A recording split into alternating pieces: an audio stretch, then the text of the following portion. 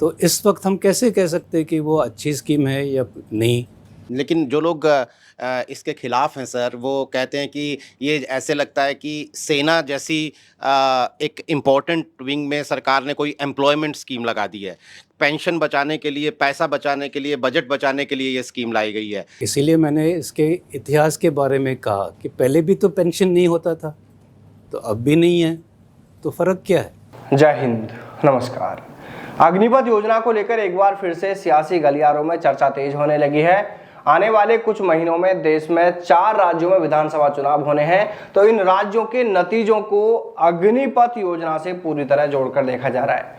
और देखिए, इसको लेकर एक सर्वे रिपोर्ट भी सामने आई है जिसमें भाजपा को अग्निपथ योजना की वजह से इन चुनावों में बड़ा नुकसान होने का दावा किया जा रहा है। लेकिन भाजपा भी इसको लेकर इस बार पूरी तैयारी में है कि उसे अग्निपथ योजना की वजह से इन चुनावों में नुकसान न उठाना पड़े। इसको लेकर भाजपा भी पूरी तरह तैयारी में है, यानी दोनों तरफ से अपनी अपनी तैयारियों में लगे हैं। लेकिन इस बीच सेना प्रमुख रहे जनरल एमएम नरवणे का एक इंटरव्यू हमें देखने को मिला।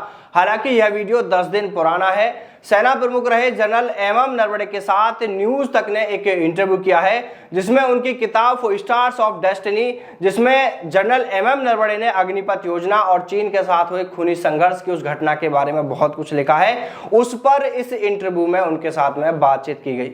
न्यूज तक की टीम की ओर से पहला सवाल उनसे किया जाता है कि जिस वक्त अग्निपथ योजना को लेकर सरकार का पहला ड्राफ्ट सेना के पास आता है, यानी जब सरकार ने इस योजना को लेकर तैयार कर लिया था और सेना के पास में पहली बार इस योजना को भेजा था, तो उस वक्त इस योजना का प्रारूप कैसा था, इस योजना को लेकर आपकी प्रतिक्रिया क्या थी, सेना की प्रतिक्रिया क्या थी और यह योजना फिर किस तरह आगे बढ़ी। जिस पर जनरल एमएम नरवणे ने इस सवाल का जो जवाब दिया, उसे सुनने के बाद हमें ऐसे लगा कि पूर्व में जो खबरें उनकी किताब के अंश के आधार पर मीडिया रिपोर्ट्स में देखने को मिली थी, मानो वो बातें जैसे उन्होंने अपनी किताब में लिखी ही नहीं हो।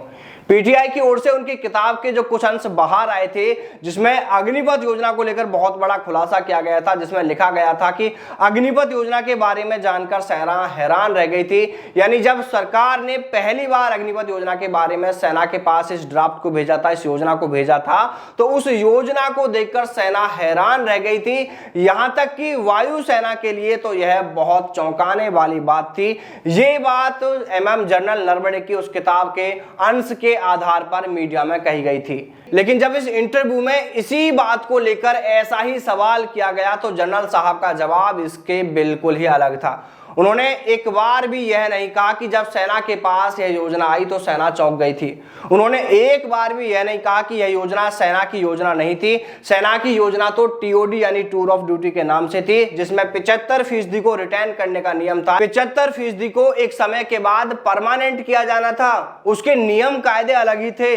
लेकिन सरकार सेना की उस योजना के बिल्कुल उलट जाकर एक नई योजना लेकर आई और जिसका नाम दिया गया अग्निपथ योजना। उस सवाल के जवाब में आज नरवणे साहब इस इंटरव्यू में कह रहे हैं कि बदलाव की प्रक्रिया से सभी को गुजरना पड़ता है। हर फील्ड में एक समय के बाद बदलाव किया ही जाता है। वो कहते हैं कि पहले के सेना नियम अगर आप देखोगे 1975-76 में अगर नियमों की बात करें तो उस साल भी 7 साल की ही सर्विस हुआ करती थी और उस वक्त भी किसी को पेंशन नहीं मिलती थी। इसके बाद बदलाव आया कि 15 साल की सर्विस होगी और फिर पेंशन दी जाएगी। तो फिर अब एक और बदलाव आया है, यानी वो कह रहे हैं कि बदलाव जो आया है वो आते जाते रहेंगे। तो बिल्कुल हम भी कहते हैं कि बदलाव जरूरी है, होते रहेंगे, लेकिन बदलाव सही गलत भी तो देखना चाहिए। वो आगे ये भी कहते हैं कि अग्निपथ योजना को सही गलत कहना अभी ठीक नहीं है। अभी इस योजना को सिर्फ 2 ही साल पूरे हुए हैं। 4 साल पूरे होने के बाद जब पहले बैच के जो अग्निवीर बाहर होंगे उनको देखा जाएगा कि उनमें से कितने अग्निवीर दोबारा से किस फील्ड में नौकरी पा लेते हैं, कितने बेरोजगार रहते हैं, उसके बाद कुछ कहा जाएगा। देखिए, जनरल साहब बड़े सम्मानीय पर्सन हैं, पहले जब वो सेना प्रमुख थे तब भी और आज रिटायर्ड हो गए हैं तब भी।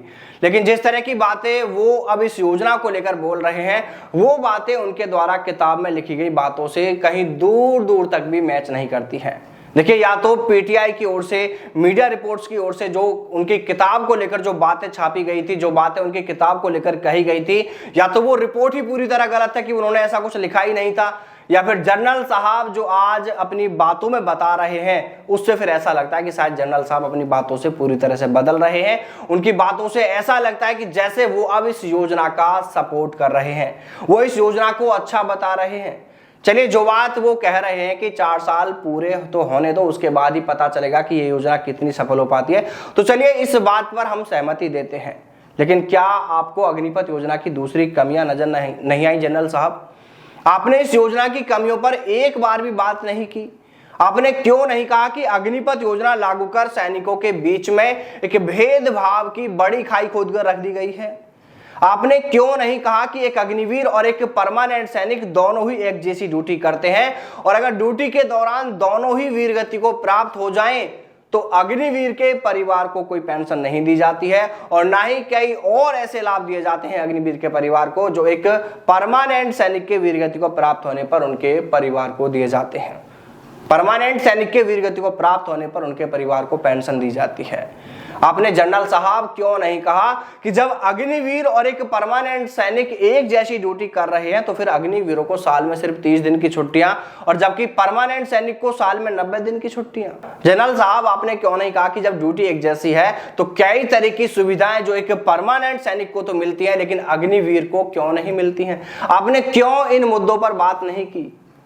और भी कई ऐसे मुद्दे थे जिन पर आपको बोलना चाहिए था लेकिन आप नहीं बोले। जो बातें आपकी किताब में लिखी होने का दावा मीडिया रिपोर्ट्स में किया गया, पीटीआई की ओर से किया गया, अगर वो बात सच है, वो बात किताब में लिखी गई है, तो फिर इस इंटरव्यू में आपकी ये तमाम बातें आज बहुत बदली बदली सी लगी। देखिए, हम यहाँ पर आपको ये इंटरव्यू पूरा तो नहीं दिखा सकते, लेकिन अगर आप इस इंटरव्यू को देखना सुनना चाहते हैं तो आप न्यूज तक के यूट्यूब चैनल पर जाकर इस वीडियो को, इस इंटरव्यू को देख सकते हैं। बाकी अगर आपने उस वक्त की वो खबरें देखी हो जो उस वक्त जनरल साहब की किताब को लेकर मीडिया में बाहर आई थी कि जनरल साहब ने किताब में कहा है कि सेना अग्निवीर योजना को जानकर चौंक गई थी, और भी बहुत सारी बातें कही गई थी, अगर उस समय आपने उन खबरों को पढ़ा था और आज इस इंटरव्यू को अगर आप देखते हैं तो देखने के बाद जरूर बताइएगा कि उस समय की बातें और आज की बातों में आपको जनरल साहब की बातों में क्या फर्क नजर आए, आप जरूर कमेंट करके बताइएगा। जय हिंद, जय भारत, वंदे मातरम।